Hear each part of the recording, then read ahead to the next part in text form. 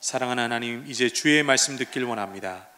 성령님, 우리 눈과 귀를 열어 말씀으로 다가오시는 하나님 만나게 하여 주시옵소서. 성령 하나님, 종의 설교에 기름을 부어 주셔서 부족한 종의 설교가 어린아이의 오병이어가 되게 하여 주시고, 주님 사랑하시는 자녀들의 영혼을 먹이고도 남을 만한 생명의 양식 되게 하여 주시옵소서. 이 모든 말씀 예수 그리스도의 이름으로 기도합니다. 여러분, 오늘 설교의 제목은 회개는 입술이 아닌 삶으로 하는 것입니다 입니다. 여러분 따라서 한번 읽어보실까요? 시작. 삶으로 하는 것입니다. 혹시 이곳에 오신 여러분 중에 제 설교를 다 이해하지 못하거나 혹 처음부터 끝까지 듣지 못하는 분이 있더라도 이 한 문장은 꼭 기억하셨으면 좋겠습니다. 회개는 입술이 아닌 삶으로 하는 것입니다. 다시 한번 우리 함께 읽어보겠습니다. 시작. 네, 근데 문제는 이 회개라는 것이 우리가 이 한 문장 기억한다고 외운다고 하여서 회개가 되는 것은 아니라는 것입니다. 회개는 해야 회개하는 것이죠. 늘 그렇듯 우리는 하나님의 말씀을 듣고 아는 것과 하나님의 말씀을 행하는 것이 천지 차이라는 것을 우리는 잘 알고 있습니다. 누군가 이런 말을 했죠. 이 세상의 가장 먼 거리는 머리와 가슴 사이의 거리다. 하지만 그보다 더 먼 거리가 있죠. 그것은 바로 가슴과 손끝 사이의 거리입니다. 오늘 이 한마디의 문장이 회개는 입술이 아닌 삶으로 하는 것입니다 라는 이 한마디의 말씀이 여러분의 가슴과 손끝까지 반응되어지는 하나님의 말씀이 되기를 주님의 이름으로 축원합니다. 여러분, 예수를 믿는 우리에게 회개는 대단히 중요한 것입니다. 회개 없이 우리는 하나님께 나아갈 수가 없습니다. 빛과 어둠이 공존할 수 없듯이 죄와 거룩하신 하나님은 공존할 수 없기에 우리가 회개 없이 죄를 가지고 하나님께 나아갈 수가 없습니다. 회개하지 않은 영혼에게 하나님의 자비란 없습니다. 믿는 자에게도 마찬가지입니다. 하나님의 무조건적인 자비의 용서는 회개하는 자에게만 주어지는 특권입니다. 여러분, 회개 없이 우리는 하나님 보시기에 아무것도 아닙니다. 그저 한낱 하나님의 진노의 대상, 그 이상도 그 이하도 아닙니다. 예수님은 회개하지 않는 자들을 향하여서 누가복음 13장에 다음과 같이 말씀하십니다. 너희도 회개하지 아니하면 이와 같이 망하리라. 요한계시록에 예수님은 에베소 교회를 향해서 이렇게 말씀하십니다. 너희가 회개하지 아니하면 내 촛대를 옮기리라. 여러분, 우리가 회개하지 않는다면 우리에게 희망이 없습니다. 여러분, 회개는 우리의 영혼과 속사람에게 있어서 공기와 의식주와 같은 것입니다. 이 회개가 해결되지 않고서는 우리는 아무것도 할 수 없는 것이죠. 여러분, 우리는 회개를 가벼이 여겨서는 안 됩니다. 아는 것으로 그쳐서도 안 되고 이미 구원받았다고 해서 나는 예외라고 여겨서도 안 됩니다. 우리는 이 회개를 다시 우리 신앙의 중심, 삶의 중심으로 가져와서 우리는 다시 회개로부터 우리의 모든 것을 새롭게 시작해야 합니다. 오늘 말씀에는 세례 요한이 등장합니다. 하나님은 이사야 선지자를 통하여서 예수님이 오시기 전에 하나님 먼저 사신과 전령을 보내어서 예수님의 길을 예비할 거라고 예언해 주셨는데 그 전령과 사신이 바로 세례 요한이었습니다. 그 세례 요한이 주님의 길을 예비하는 그 사역을 이 한마디의 말로 시작합니다. 회개하라, 천국이 가까이 왔느니라. 공교롭게도 세례 요한이 헤롯 왕에게 잡힌 후에 예수님이 본격적인 메시아 사역을 시작할 때, 즉 다시 말해서 예수님의 공생애가 시작하실 때 예수님이 하신 첫 마디 또한 이거였습니다. 회개하라, 천국이 가까이 왔느니라. 세례 요한의 메시지와 예수님의 메시지가 같다는 것을 우리는 이것은 무엇을 의미할까요? 여러분, 회개는 그만큼 중요하다는 것을 우리에게 말해주고 있습니다. 예수님이 이 땅에 오신 가장 중요한 목적은 우리의 구원 때문이었습니다. 예수님이 우리를 구원하시기 위해서 이 땅에 오셨습니다. 구원은 한마디로 하나님 나라에 들어가는 것입니다. 죽어서 천국에 가는 것만이 구원이 아니라 죄의 노예였던 자가 하나님 나라의 백성이 되는 것이 구원입니다. 하나님의 원수 마귀의 자녀였던 우리가 하나님의 사랑하는 자녀가 되는 것이 구원입니다. 그 구원을 성경은 하나님 나라에 들어간다, 그의 삶에 하나님 나라가 임했다라고 표현합니다. 세례 요한과 예수님이 회개하라, 천국이 가까이 왔다, 하나님 나라가 가까이 왔다, 이 말을 당시 사람들은 그렇게 어렵게 생각하며 듣지를 않았습니다. 바로 구원이 곧 임할 텐데 구원받기 위해 회개해야 되는 것이구나, 사람들은 이렇게 이해되어졌을 것입니다. 여기서 우리는 설교를 잠시 멈춰서서 우리가 한 가지 짚고 넘어가야 할 것이 있는데, 그것은 뭐냐면 회개가 무엇이냐 하는 것입니다. 자꾸 회개하는데 대체 회개가 뭐냐라고 답답해 하시는 분들이 있을 것 같습니다. 여러분, 회개는 죄에서 돌이킴을 말합니다. 죄에서 돌이킴, 이것이 회개입니다. 성경이 말하는 죄는 한마디로 하나님을 떠남을 의미합니다. 죄송하지만 좀 어려운 말로 회개를 헬라어 원어로 말하면 메타노에오라는 말이 바로 회개입니다. 메타, 방향을 돌이키다라는 거예요. 방향을 돌이키다. 노에오는 생각과 가치관과 삶의 태도를 말합니다. 따라서 회개는 나의 생각과 가치관, 삶의 방향을 하나님께로 돌이킨다라는 것이 회개의 본래의 의미입니다. 회개는 하나님을 떠난 나의 생각과 나의 가치관, 내 삶을 하나님께로 돌이키는 것을 회개라고 합니다. 하나님께로 방향을 바꾼다, 되돌린다는 것은 무엇을 의미하나요? 다른 말로 내 삶을 더 이상 죄를 짓는 방향으로 살아가지 않고 하나님이 원하시는 방향으로, 하나님이 원하시는 뜻대로 살아간다는 것을 의미합니다. 따라서 회개는 우리가 한 번 하고 마는 것이 아니죠. 우리는 말과 행동으로 또 생각으로 하루에도 수십 번씩 죄를 짓습니다. 또 우리는 얼마나 자주 밥 먹듯이 하나님을 떠나나요? 또 얼마나 자주 하나님의 뜻과 반대되는 것을 우리는 알면서도 고의적으로 죄를 선택하며 살아가나요? 여러분, 구원받기 위한 첫 회개, 첫 돌이킴을 가리켜서 우리는 회심이라고 합니다. 마음을 돌이켰다라는 말이죠. 하지만 우리가 한번 근본적으로 우리의 마음을 변하고 되돌이켰다고 하여서 우리가 하나님을 떠나지 않습니까? 아니죠. 우리는 하나님을 떠납니다. 지금 이 자리에는 매주 예배를 드리지만, 교회는 다니지만 아직 한 번도 하나님께 내가 죄인입니다라고 고백해 본 적이 없는, 또 하나님 없이 산 자신의 삶에 대하여서 한 번도 회개해 본 적이 없는 분들이 이 자리에는 분명 있을 걸로 압니다. 그분들은 오늘 예배가 마치는 대로 조용히 홀로 있는 시간을 마련해 보시길 바랍니다. 혹 용기가 나신다면 여러분과 함께 지금 예배드리고 있는 친구와 가족과 부모님께 기도해 달라고 부탁해 보시길 바랍니다.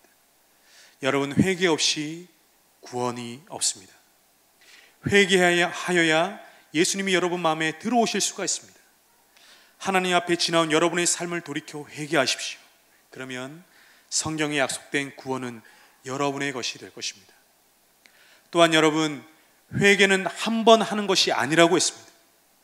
이미 회개하여 하나님의 자녀가 먼저 믿게 된 여러분은 우린 구원받았다고 해서 회개가 필요 없다라고 말해서는 안 됩니다. 우린 구원받아도 회개해야 할 사람임을, 날마다 죄를 지을 때마다 회개해야 할 사람들임을 우리는 명심해야 할 것입니다. 지금부터의 말씀은 구원받았지만 날마다 회개가 필요한 우리에게 대한 말씀이니 더 마음을 열고 주님의 말씀을 경청하시길 바랍니다.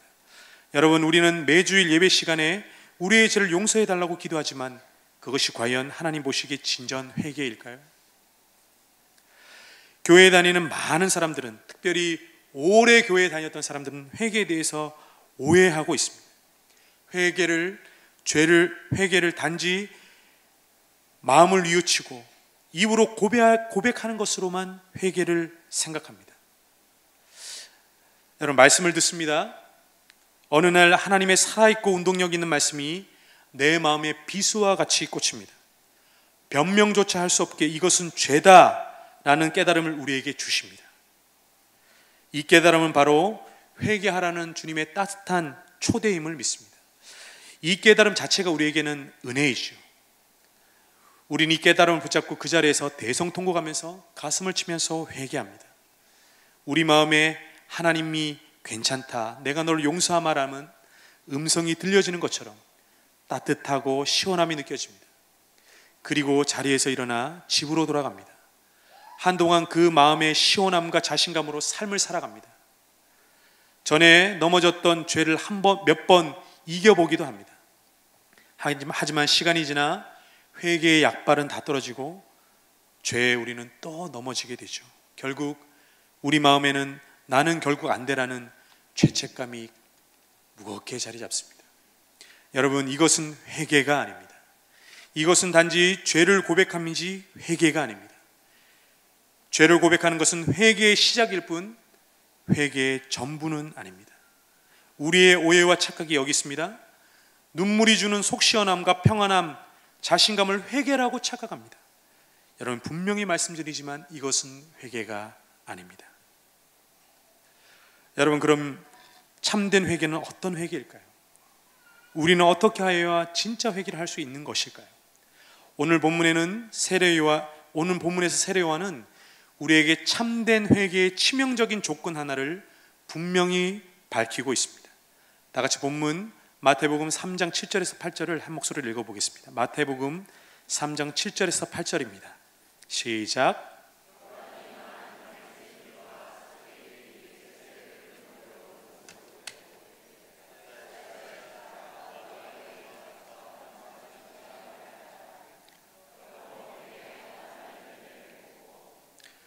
그러므로 너희는 회개에 합당한 열매를 맺고. 여러분, 이게 무슨 말일까요? 회개의 참됨은 회개의 열매가 증명한다는 말입니다. 여러분, 회개의 열매가 있답니다. 이런 말을 들어보신 적이 있나요? 회개의 열매. 여러분, 우리가 어떤 나무를 볼 때 그 나무가 어떤 나무인지를 알려면 그 나무에서 열리는 열매를 보면 알죠. 사과가 열리기 전까지는 그 나무가 어떤 나무인지 모르지만 우리는 그 나무에 사과가 열렸을 때 그 나무가 사과나무인 줄 압니다. 마찬가지로 참된 회개에는 회개의 열매가 열리고 그 회개의 열매로 우리의 참된 회개가 증명된다는 말이죠. 다시 말해 회개가 일으키는 변화의 열매, 변화된 삶의 열매가 있어야 진짜 회개라고 우리 주님은 성경을 통해서 우리에게 말씀하고 있습니다. 이제 우리는 오늘 말씀의 제목을 더욱더 마음에 새길 수가 있겠죠. 회개는 입술의 고백으로 하는 것이 아니라 삶으로 하는 것입니다. 여러분, 회개는 삶으로 하는 것입니다. 삶이 변해야 우리는 회개했다라고 말할 수 있는 것입니다. 오늘 마태복음 3장과 병행 본문인 누가복음 3장을 보면 세례 요한이 회개하라, 천국이 가까이 왔느니라, 입술의 고백으로만 회개하지 말고 회개의 열매를 맺어라, 이 말씀을 사람들에게 전했을 때 사람들은 이 말을 듣고 통곡하지 않습니다. 눈물을 흘리지 않습니다. 대신 세례 요한에게 진지한 질문 하나를 던집니다. 그 질문이 뭐냐면 우리가 무엇을 하리이까? 재미있는 것은 사도행전 2장을 보면 성령으로 충만한 베드로가 광장에서 설교를 하니 그 자리에서 3,000명이나 되는 사람이 회개하고 세례를 받는 장면이 나옵니다. 그 회개한 3,000명이 베드로에게 던진 질문도 이것입니다. 우리가 어찌 알고? 여러분, 죄를 고백한 우리가 참된 회개로 나아가는 비결은 하나님께 질문을 드리는 것입니다. 주님, 이제 저는 무엇을 할까요? 어떻게 하라는 말씀이세요?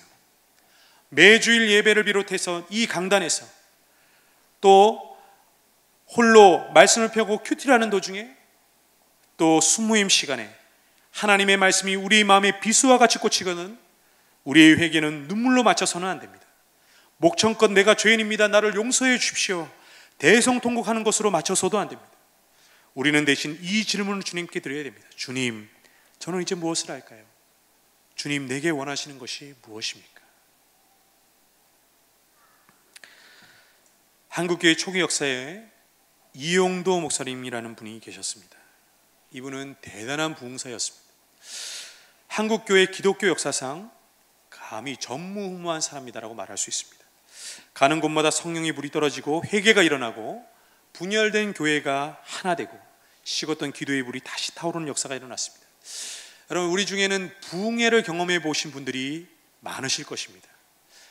정말 뜨겁게 찬양하고 정말 목숨 걸고 기도하고 밤이 새도록 기도하면서 하나님 부르짖는 그 기도의 틀을 마련한 분이 바로 이 이용도 목사님이라는 분입니다. 이 이용도 목사님이 부흥회 때 자주 인용하셨던 간증이 있습니다. 어떤 사람이 목사님의 부흥회에 참석했는데 그날도 여지없이 강력한 성령 역사가 교회에 임한 겁니다. 그런데 문제는 이 간증의 주인공인 이 사람은 다른 사람들은 다 성령을 체험하고 기도하고 대성통곡하고 은사를 받고 방언을 받지만 이 사람에게는 아무런 일이 일어나지 않는 거예요. 자존심도 상하고 또 나라는 사람은 어떤 사람이길래 왜 나에게 성령이 임하시지 않나, 그런 자괴감이 들어서 더 간절하게 몸부림치면서 기도하는데 마침내 성령님이 그 사람에게 역사하기 시작합니다. 성령님의 음성이 들리는데 이런 음성이 들립니다. 네가 더러운데 내가 어떻게 네 마음에 임하냐? 네가 이렇게 더러운데 내가 어떻게 임하냐? 이 사람이 그 음성을 듣고 깜짝 놀라서 주님 앞에 질문합니다. 주님, 그럼 제가 어떻게 하면 됩니까? 그때 주님이 그 사람에게 죄들을 하나씩 생각나게 하시더라는 겁니다. 먼저는 2달 전에 자신이 김장 배추를 산 일을 주님께서 보여주십니다. 어느 밭에 한 도랑의 배추가 2원 50전 하길래 두 도랑의 배추를, 김장 배추를 샀다는 거예요. 여러분, 한 도랑의 배추가 2원 50전이면 두 도랑이면 얼마일까요? 50만 원인가요? 5원이죠, 5원. 두 도랑의 배추값이 5원입니다, 5원. 그래서 이 밭의 주인에게 가서 이 배추값을 줬어요. 5원을 줬습니다. 근데 그때 이 밭의 주인이 술을 먹고 정신이 없는 거예요. 그래서 원래는 5원 받고 말아야 되는데 거스름돈을 2원 50전을 나눠주는 거예요. 사실 그 돈을 받으면 안 되잖아요. 왜냐하면 5원이니까 돈이. 근데 이 사람은 이 돈을 받아서 낼름했어요. 그 마음에 이러면 안 되는데, 예수님 인사 이러면 안 되는데 하면서도 그 돈을 받아 넣었어요. 계속 이 김치를 먹을 때마다 양심이 찔리는 거예요. 그런데 행동을 옮기지 않고 계속 그 돈을 자신의 주머니에 넣어두었어요. 하나님이 그 낼름한 돈을 기억나게 하시다라는 거예요. 이 사람이 그 순간에 대성통곡을 합니다. 하나님, 제가 잘못했습니다. 하지만 이 사람은 그것으로 자신의 회개를 끝내지 않았습니다. 그 집회 자리에서 봉투 하나를 가지고 와서 거스름돈 2원 50전을 그 봉투 안에 넣고 또 자신이 잘못했습니다라는 편지를 적어서 그 봉투에 봉했습니다. 그 순간 성령이 그 사람 마음에 임했습니다. 성령이 임하니까 더 마음이 열려서 더 열심히 부르짖고 기도하겠죠. 열심히 또 기도하다 보니까 하나님이 또 답답함을 주시는 거예요. 그래서 하나님께 물었어요. 하나님, 이번에는 또 뭡니까? 제가 또 뭘 잘못했습니까? 그랬더니 하나님이 이번에는 이 사람이 자신의 아내를 향한 마음을 하나님께서는 보여주시는 거예요. 이 사람은 속으로 아내가 죽었으면 좋겠다라는 마음을 한켠에 늘 품고 있었거든요. 왜냐하면 자신의 친구들을 보니까 바람 피는 친구도 간혹 있고 돈 좀 있는 친구들은 새 장가 들어서 첩을 두는 거예요. 지금 우리나라에는 이런 문화가 없지만 그 당시에는 이런 문화가 팽배했잖아요. 근데 자기는 교회를 다니니까 그러지는 못하겠고, 그래서 속으로는 어쩌다 한 번씩 아내가 죽었으면 내가 새 장가 들 텐데, 이런 생각을 했던 거예요. 이런 나쁜 생각을 하고 있었다는 것을 주님께서는 아시고 지금 건드시는 거예요. 보여주시는 거예요. 견딜 수 없어서 이 사람이 기도하다 말고 자기 아내가 기도하는 곳으로 갑니다. 여러분, 초기 우리나라에는 예배당에서 이렇게 남녀가 함께 예배드릴 수 없었습니다. 한쪽은 남자였고 한쪽은 여성분이 기도했죠. 이쪽에서 이제 그 간증의 주인공이 기도하고 있는데 아내는 저 뒤에서 기도하고 있는 거예요. 일어나서 아내 쪽으로 가는 거예요. 아내한테로 가서 무릎을 꿇고 아내의 손을 잡고 이렇게 말합니다. 여보, 당신 날 용서해 주시오. 내가 당신이 죽었으면 하고 나쁜 생각을 하였어. 이젠 당신만 바라보며 살겠어요. 이렇게 고백하고 둘이 손을 잡고 그 자리에서 펑펑 울면서 하나님 앞에 기도했던 아름다운 간증이 있습니다. 여러분, 이것이 성경이 말하는 참된 회개입니다. 오늘 본문을 통해서 하나님이 우리에게 말씀하시는 회개에 합당한 열매를 맺는 진짜 회개는 입술로 하는 회개가 아닙니다. 진짜 회개는 삶으로 하는 것입니다. 여러분, 우리는 회개를 가벼이 여겨서는 안 됩니다. 우리는 매일매일 말씀 앞에서, 하나님 앞에서 우리를 돌아보고 회개해야 합니다. 여러분, 마음을 뉘우치는 것만이 회개가 아닙니다. 눈물을 흘리면서 죄를 고백한다고 그것이 회개의 전부가 아닙니다. 회개는 삶으로 하는 것입니다. 회개는 삶이 변해야 회개입니다. 우리의 삶이 주님께로 돌아서고 삶이 변화되는 참된 회개의 열매가 오늘 이 자리에 우리의 기도와 이 예배의 시간으로부터 맺어지기를 주님의 이름으로 간절히 축원합니다. 기도하시겠습니다. 사랑하는 하나님, 우리가 회개할 것이 얼마나 많습니까? 우리가 주님 앞에서 얼마나 더럽고 냄새나는 자들인가요? 우리가 이 시간 주님 앞에 있는 것도 주님 앞에서 우리가 잘났기 때문이 아니라 주님의 보혈이 우리를 덮어주시는 그 사랑과 효력이 대단하기 때문에 우리 이 시간 고백합니다. 주님, 우리는 주님의 말씀을 들어도 그 음성을 알아듣지 못하고 심지어는 우리의 구미에 맞는 하나님의 음성만 골라듣는 어리석은 자들임을 고백합니다. 우리는 우리 안에 있는 들보는 보지 못한 채 상대방의 티끌을 보면서 빼내려고 하는 오만한 자들임을 이 시간에 고백합니다. 주님, 우리에게 회개가 필요합니다. 회개의 영을 부어 주시옵소서.